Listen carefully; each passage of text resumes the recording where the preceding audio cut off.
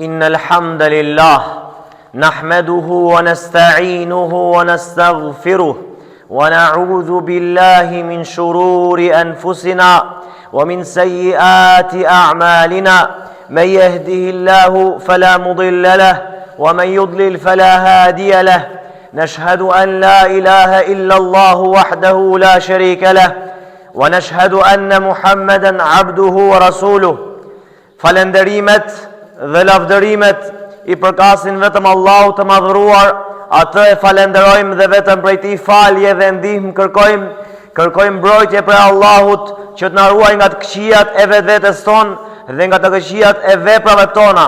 Kë udhëzon Allahu në rrugën e drejtë, nuk ka kush që ta humbë, dhe kë e humb Allahu I madhëruar, nuk ka kush që ta udhëzojë dhe drejtojë përpose me lejen e tij. Dëshmojmë dhe deklarojmë se nuk ka të adhuruar me të drejtë përveç Allahut, ashtu siç dëshmojmë dhe deklarojmë se Muhamedi sallallahu alaihi wasallam është rob dhe I dërguar I tij. E falenderojmë Allahun xhelle xhelalu, Zotin e gjithësisë, I cili na dha mirësinë më të madhe, e kjo mirësi më e madhe është Islami. Mirësia më e madhe që mund të begatohet një robi Allahut është Islami, pra që ta udhëzojë Allahu robin në Islam. Dhe padyshim vlera më e madhe që mund të ketë robi dhe kënaqësia më e madhe që ka një musliman është që të pasojë Muhammedin sallallahu alaihi wasallam. E falenderojmë Allahun I cili na mundsoi që të jemi pasues të pejgamberit sallallahu alaihi wasallam dhe lut Allahun të mos na marrë shpirtin pa vdek si musliman dhe lut Allahun mos na marrë shpirtin pa e pasuar ashtu siç duhet pejgamberi sallallahu alaihi wasallam. Padyshim se ky Islam madhështor, I cili është mirësia më e madhe që mund t'i jepet një robi, ky Islam është përpjekur dhe ka ardhur që ta ruaj dinjitetin e femrës, që ta ngre femrën në gradën që ajo e meriton, pa jo ta ngrej në kup qiellit dhe të kaloj kufit dhe as ta ul poshtë, por mesatare, pa aty ku I takon. Dhe Islami ka ardhur të ruaj femrën nga çakenjt dhe ujqërit të cilët duan ta zhveshin nga çdo moral, po ashtu dhe ta zhveshin nga turpi. Allahu mos ja mundsoft atyre ja Rabbel Alamin. Prandaj dhe Allahu I madhëruar në shumë ajete kuranore e urdhëroi femrën që të ketë frikë Allahun dhe të mbulohet dhe të mos ekspozohet para njerëzve dhe të mos e nxjerrë lëkurën e saj, pra që ta shohin meshkujt e huaj. Prandaj dhe Allahu I madhëruar në Kur'anin famëlar tha: "Waqarna fi buyutikunna wa la tabarrujna tabarruj al-jahiliyyati al-ula." I tha grave më të ndershme, nënave të besimtarve, grave të profetit sallallahu alaihi wasallam tha: "Qëndroni në shtëpitë tuaja." Subhanallah. Ato ishin nënat e besimtarve, gratë më të ndershme, po I tha: "Qëndroni në shtëpitë tuaja dhe mos u zhvishni si në kohën e ignorancës." Pra këtu Allahu I madhëruar u jep mesazh gjithë ummetit Muhamedit sallallahu alaihi wasallam, u jep mesazh gjithë muslimanëve që të mos e shfaqin bukurinë e tyre, mos e shfaqin trupin e tyre, por të mbulohen ashtu siç urdhëroi Allahu I madhëruar. Po ashtu Allahu I madhëruar femrën e ndaloi të përzihet me meshkujt e huaj, për shkak se meshkujt e huaj janë haram për të.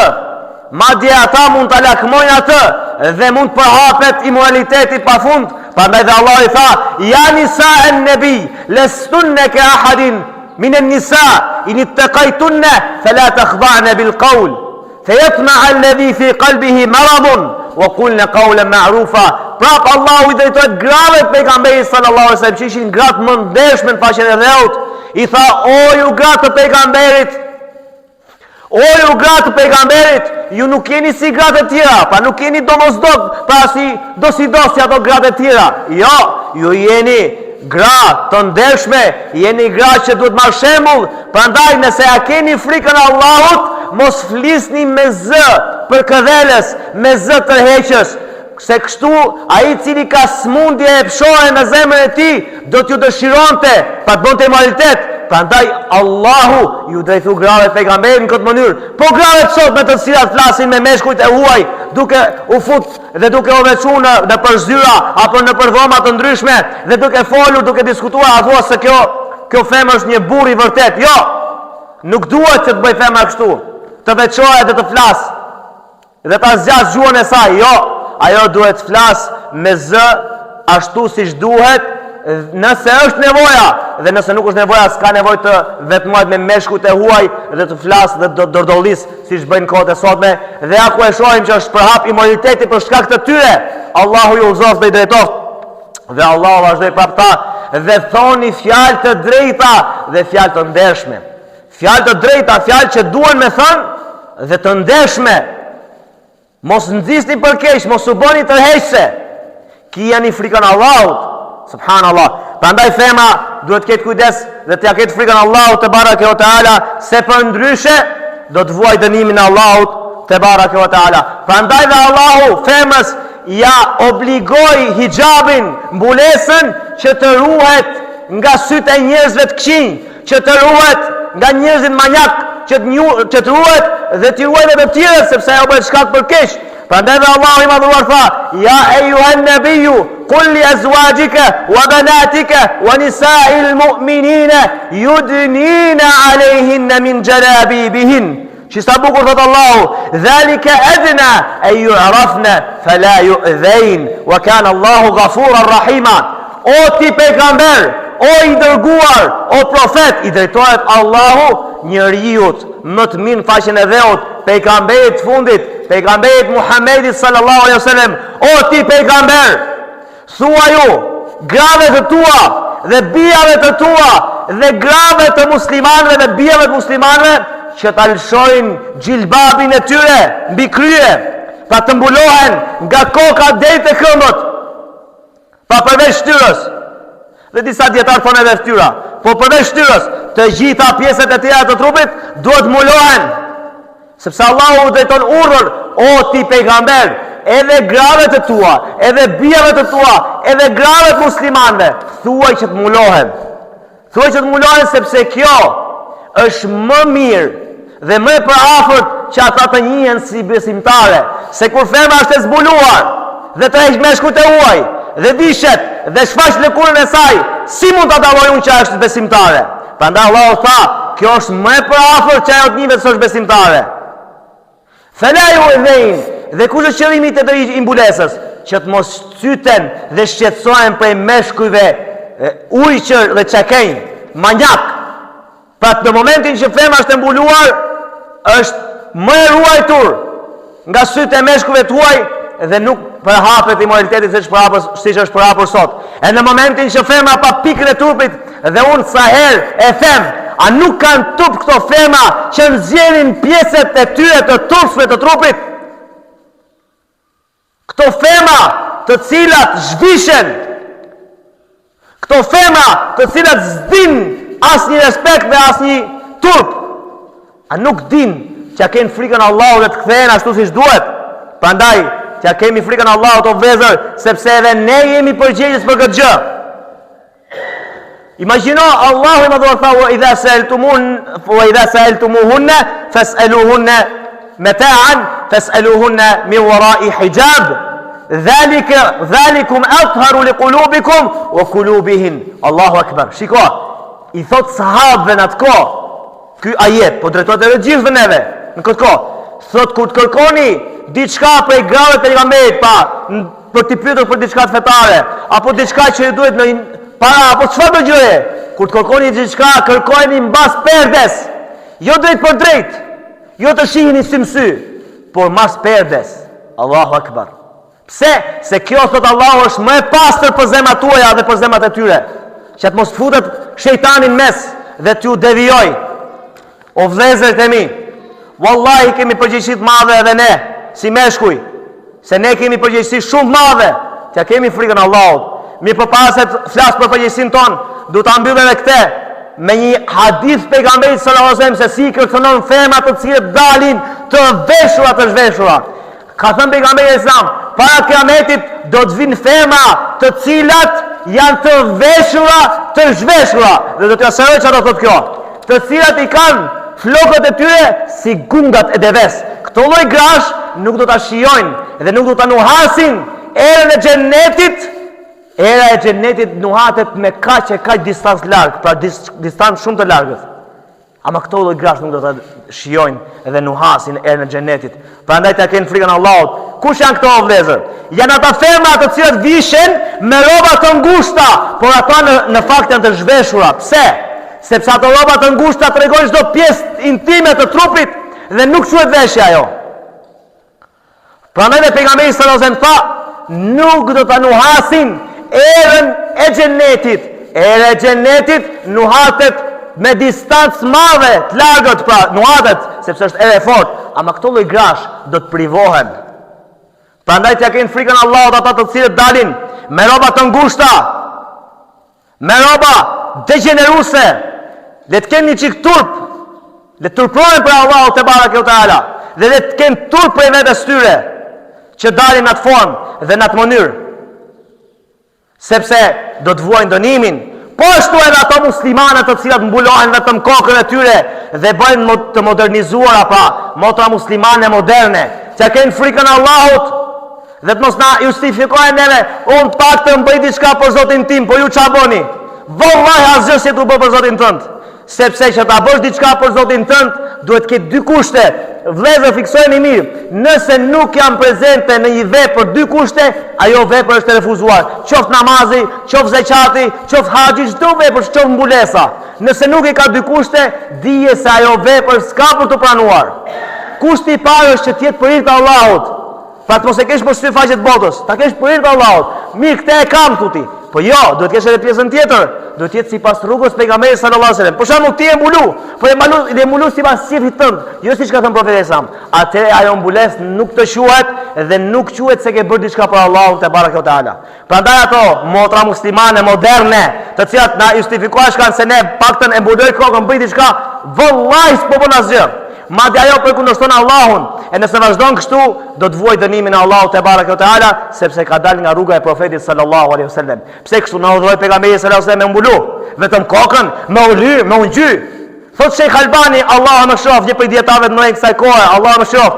Thot, fema është urdhëruar që të mbulohet, që të ruhet nga sytë e njerëzve, pa që të mos i tërheq njerëzit. E në momentin që fema e mbulume zbukurohet, lyhet, ngjyret pa atjeve, atje nuk ka logjik, nuk ka sens kjo shami, sepse ajo është mbuluar për mos i tërheq të tjerët, ndërkohë që ajo bën prapë kundër të kësaj. Pa lyhet dhe i tërheq meshkujt prapë. Prandaj o vëllezër, duhet kemi kujdes dhe duhet ta mbyll me këtë. Për ne tash kjo është përgjegjësia jon. Kemi edhe ne meshkujt përgjegjësi. O vllai dashur, o baba i dashur, o i nënë dashur, të gjithë ne jemi përgjegjës. Pa ne jemi përgjegjës për gratë tona, për bijat tona, për nënat tona, për motrat tona. Nëse ne i lëm të livadhisin dhe tikin ashtu siç do shefi atyre, atë ne do të japim llogari për Allahut ditë gjykimit.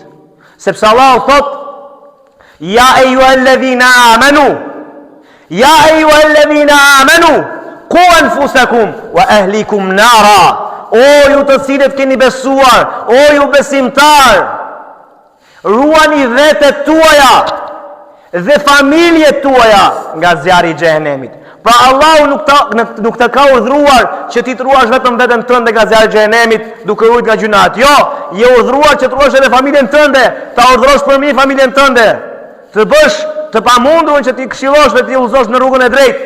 Ashtu siç ka këshilluar Allahu, për ndryshe edhe ne do të japim llogari për Allahut në ditën e gjykimit.